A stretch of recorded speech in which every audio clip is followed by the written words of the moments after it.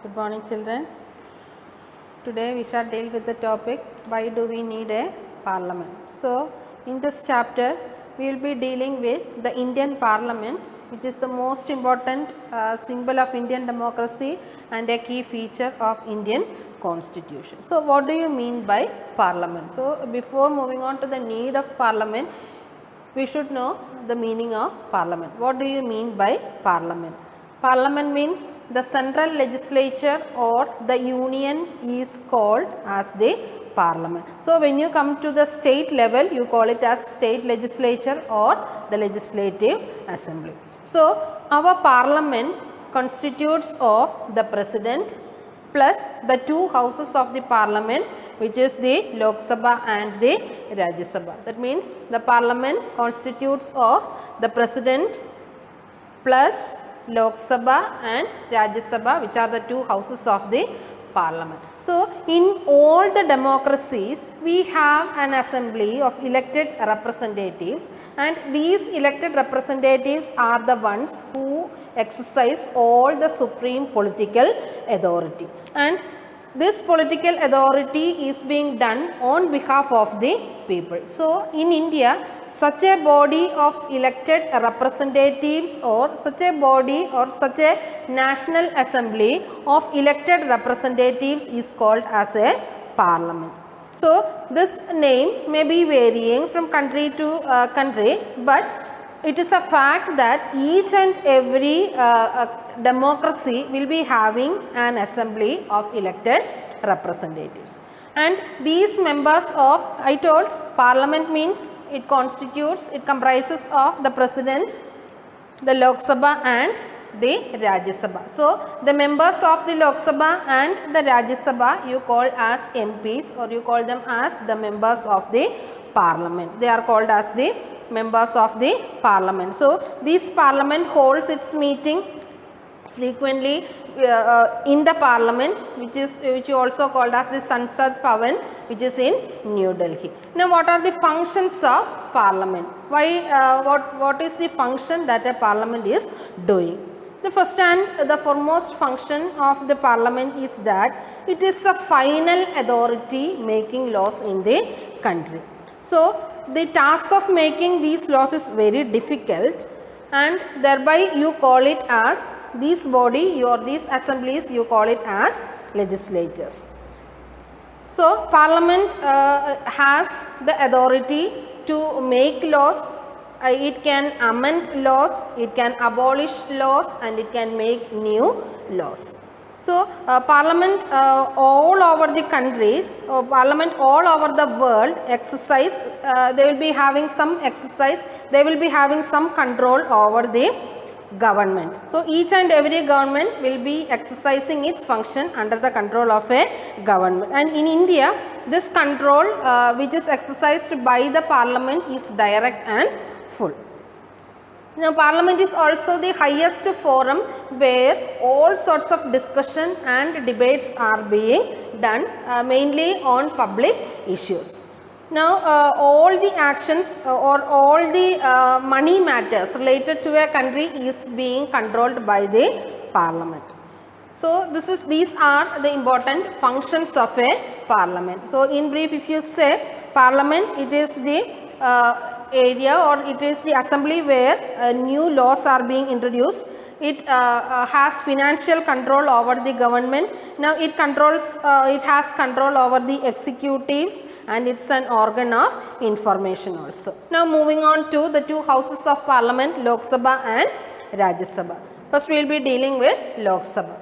Lok Sabha means you call it as the house of people. So, comparing Lok Sabha and Rajya Sabha, Lok Sabha is the most powerful house compared to Rajya Sabha, because it is a body that is being directly elected by the people. So, Lok Sabha is also called as the lower house of the parliament, and it is a temporary house. It is a temporary house means it is usually elected for a period of 5 years.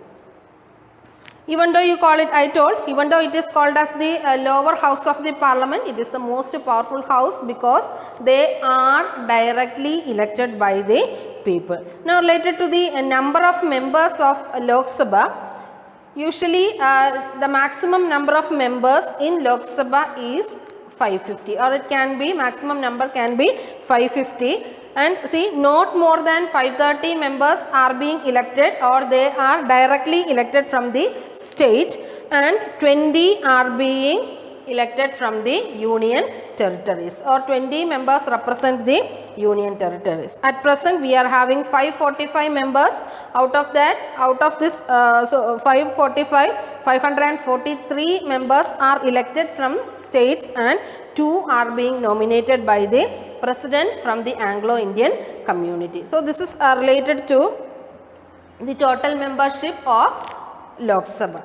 Now normally I told Lok Sabha is a house that is being elected by the people. So it's usually elected for a fixed period of 5 years. Now it can before the expiry of its term, it can also be dissolved by the president. So in times of emergency, its tenure can also be extended for 1 year by the president. Now for the purpose of election to Lok Sabha, each and every state is divided into small units which you call as constituencies. And every adult member means a person attaining the age of 18 have the right to elect members through a system of secret ballot. And these constituencies, I told, they are being created on the basis of population. So the most populous state will be having more number of seats in the Lok Sabha, and each and every constituency will be electing one representative. Now the candidate who stands for election will be related to, or he will be belonging to any political party, or he can be an independent candidate also. So a person who gets the maximum number of votes, he becomes the elected representative. And see, after the election result is being declared, the party which gets the majority seats, or the party which gets the maximum number of seats, will be called upon by the president to form the government. And if no party is getting a majority, 2 or more parties will be joining together to form a government, which you call it as a coalition government. So once a coalition government is formed, or once a ruling government is being formed, the other parties you call them as the opposition parties. Now from among themselves, they will be electing a presiding officer whom you call as the speaker. So speaker is a person who belongs to the ruling party. Now speaker also has a lot of functions. He is the person who performs all the meetings, or he is the person who conducts all the meetings related to the Lok Sabha. He maintains peace. Once the meeting is being conducted, he maintains peace. He has the right to keep up the discipline of the house. He can adjourn the meetings once he find that there is indiscipline in the house. Now sometimes at times of discussion, he has the right to put the issue for voting also. So he has a casting vote. So when it is put forward for voting, he will not be voting at the time. So if any tie arises, the speaker has a casting vote which he will be casting at the end of the election. Now they also have a deputy speaker. In the absence of the speaker, it is the deputy speaker who performs all the duties related to the meetings that is being conducted, and the deputy speaker, he usually belongs to the opposition party. So I hope you understood what is Lok Sabha. So next is Rajya Sabha. Rajya Sabha means it is a council of state. It is the upper house of the parliament, and it's a permanent house.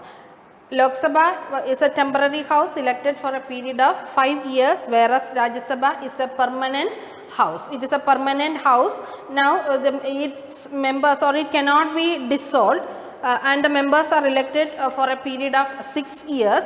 1/3 of the total members retire every 2 years. So that means every 2 years, 1/3 of its members will be keeping on retiring, and elections will be conducted mainly for filling up this vacant seats. Now the maximum number of members to Rajya Sabha is 250. 250, and out of this 12, that means 250 members including 12 that are nominated. 12 members are all nominated members are also included in 250 members. And from states they can